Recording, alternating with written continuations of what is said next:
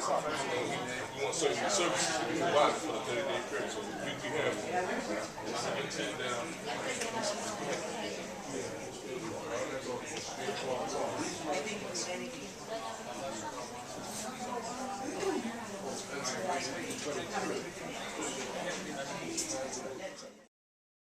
We don't have to rely on incarceration to bring the crime rate down. Point number one. Point number two, while we are enjoying those great figures, the reality is that the population between 50 years old and older is increasing at the rate of about 64%. And that is what the trend that we find across the country. There are many different reasons for that. Some are the very long sentences that are being given out to people based on tough-on-crime initiatives, and a general reluctance by parole boards to release people out of fear that there will be reprisals if one person should commit a heinous crime upon release. The statistics show us that the people who are serving the longest periods of time in prison become what we call long-termers, serving 10, 20, 30, and 40 years of incarceration. While interestingly enough, the recidivism rates for those people who are 50 years and older upon release are the lowest for the entire prison population. People who are 40 and younger generally recidivate at about 40%, whereas people who have been incarcerated for much longer periods of time, their incarceration is as low as 4 to 1.3%, showing that their release creates no risk to public safety.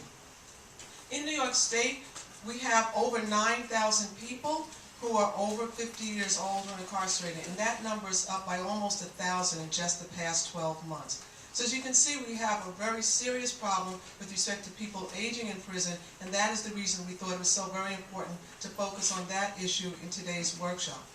So with that general overview, I'm going to pose my first question to Dr. Tina Masci, who is a specialist in geriatrics, particularly focusing on people aging in prison, and she teaches as a professor at Fordham University and focused a lot of her research on this population. So the question I'll put to you, Dr. Masci, is if you would give a kind of general overview of the profile of the person who's over 50, who's incarcerated, and why this population, whereas I'm sure there's a few people in this room who consider themselves to be in their 50s and not described as aging. You can hold on to that vanity, but inside is a different story, and that's what Dr. Tina Masci is going to tell us about. Dr. Tina Masci is going to tell us about. Hi everyone, it's my distinct honor to be here on today's panel, as well as speaking to all of you today about the aging prisoner crisis both in New York, nationally and internationally. But particularly what's important to understand about this crisis is that we've really reached a critical omega point where we've really taken it to where the most disadvantaged populations are ending up in the criminal justice system, even to the point where they're declining in health and mental health and even dying in prison. So if you actually profile who it is in the prison setting, we have a group of individuals that have a high rate of individual personal risk factors, in that they come from histories of poverty, racial ethnic minorities, persons with substance abuse issues. So they're all coming into prison. Poor health practices, lack of access to health care and justice. So they're coming into prison with already accumulated disadvantages, oftentimes disproportionate sentencing done at the point of entering the criminal justice system. So when they come already with factors that are impacting their health, they get into the prison environment, which is this, and the social and environmental stressful conditions of confinement, which begin to take a health toll as well. And I could describe a little bit about that as well, but basically what we're seeing in prisons, based on stressful conditions of confinement, combined with the individual's personal histories, we see an accelerated aging process. And that is that someone that is in age 50 actually has the cognitive, physical health status of someone 65 years old as a community counterpart. So basically then if somebody has already a long-term sentence, 30 years, you can add 15 more years onto that due to the fact of what they bring in with them, and then the kinds of practices that happen in prisons. There's a culture of violence that happens daily. There's the lack of access to quality health care. There's many, in the work that I do, I have many narratives, and I'm sure you'll hear from Sheila, about the lack of access to quality health care and denial of health care. Poor diet is another factor that happens in prison. A lot of chain smoking and just a lot of factors that impact the health. And so in some ways it's these policy debacles of the stricter sentencing policies of the 1980s have showed us what social environmental conditions actually do have a health effect. To Larry White, who works with the Fortune Society and AFSC, and who has been working on the ground with long-termers inside the Department of Corrections and Community Supervision facilities. And Larry, I want to put a question to you. I know since I've known you, you've talked about the importance of working with long-termers inside. And I know now you are actually doing that work. And I'd like for you to share with the audience what is the significance of the background that you share and the work that you're doing with the, I believe it's in men's facilities that you're working with long-termers, and how you think that that work can make a difference in this crisis that we're experiencing with respect to people aging in prison. Do you know what? Before we have you answer that question, I see Senator Perkins has just joined us in the back. So I'll ask him if he wants to step up and say a few words. And while he's coming forward, I want to acknowledge the presence of Assemblyman Jeff Aubrey, who has been sitting quietly over to the side there, and say good morning. Thank you for the Senator Perkins, you want to share some words of wisdom with us? Well, I think that job is for Assemblyman Aubrey.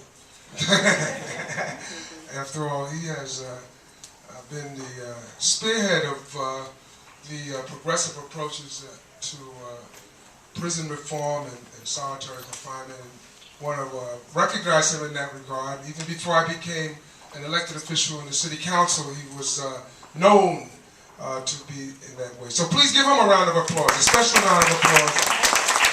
You know, when it was unpopular, before there were the movements that we are now experiencing, and when we see them growing and growing, he was there, and we very much appreciate him for that, and I appreciate the opportunity to be here and to be a part of that effort on the Senate side that he has been leading so valiantly for the state, particularly from his chair in the Assembly, but really beyond the chair in the Assembly. So thank you so much again, and thank you all for the wonderful work that you're doing in Riverside Church and the work that they're doing in my district and so forth. So I wanted to just stop by to share our support and our commitment to developing the legislation that you are working with us on in any way that we can.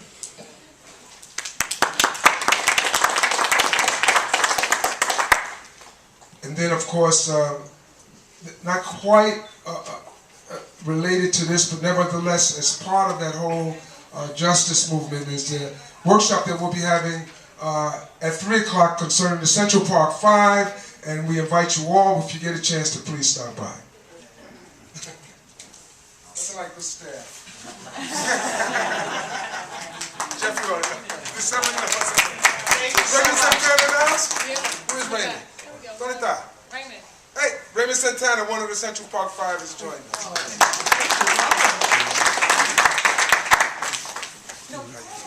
Before I have you answer that question, Assemblyman Aubrey, would you like to share any words with us? No, I think you should go right ahead. The experts are there. And you know, one more acknowledgement. We have with us Ms. Vonda Seward, who is in charge of community supervision for parole for the state of New York, who is an upstanding advocate for making sure that people who are released on parole have as many supportive community services as possible so that they can successfully re-enter and not re-enter the community and not re-enter a facility. Thank you, Ms. Seward, for being here.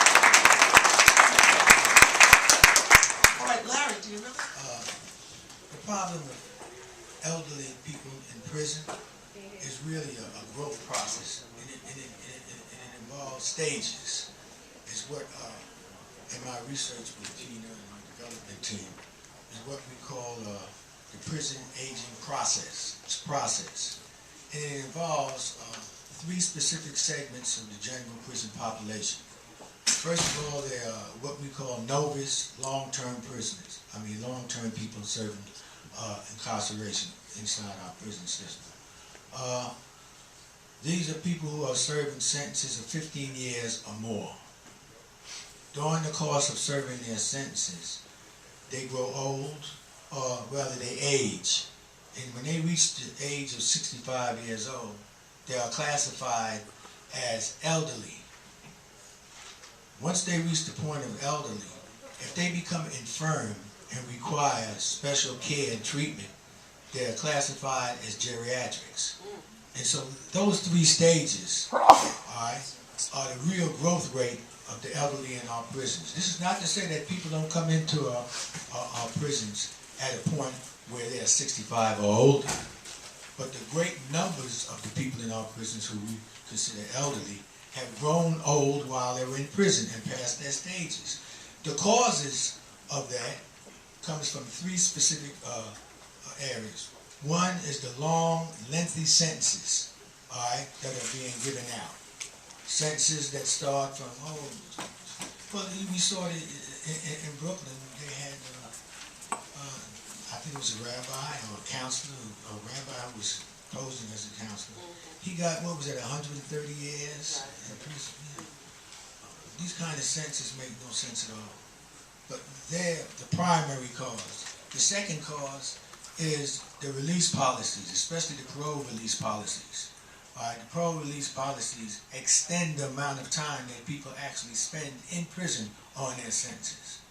And then the third and most critical point is what we call the rigors of prevailing prison conditions. It is the everyday stresses and strain that a person goes through while they're serving their sentences. Okay, I'm talking about they're incarcerated, they're denied their name, they're used as a number, and they lose their autonomy. So these are the 3 causes. And when we talk about the problem, we have to look at those 3 causes, specifically the long-term sentences, and release policies, especially the parole release policies, which extend the amount of time that people spend in prison. And so my work has been to join forces really with the Department of Correctional Services to answer that problem, all right, and to deal with that.